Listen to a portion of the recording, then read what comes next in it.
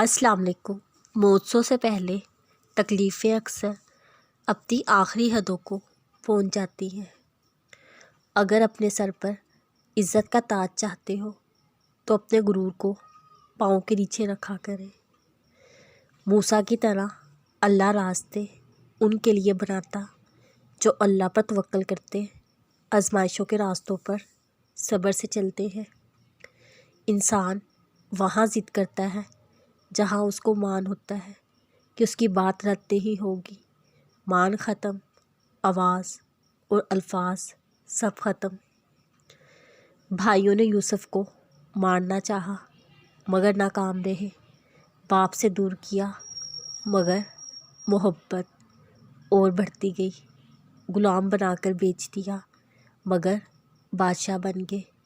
اس لیے لوگوں کی سازشوں سے تم پریشان نہ ہو۔ اللہ کی تدبیر اور چاہت سب پہ بھاری ہے۔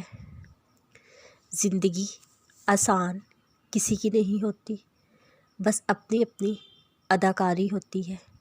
کوئی جھیل جاتا ہے اور کسی کی برداشت ختم ہو جاتی ہے۔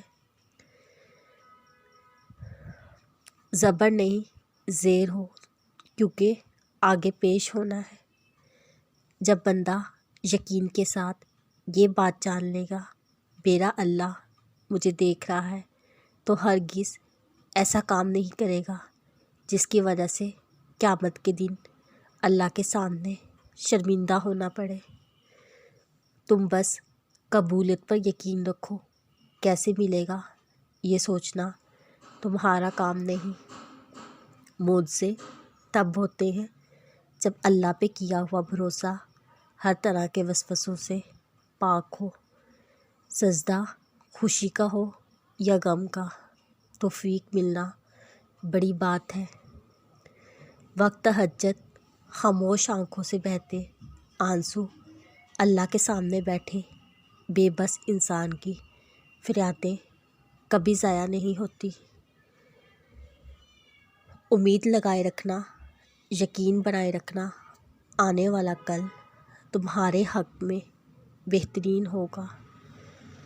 ہر چیز بنا مانگے مل جاتی ہے سوائے ہدایت کے، وہ طلب کرنے پر ہی ملتی ہے۔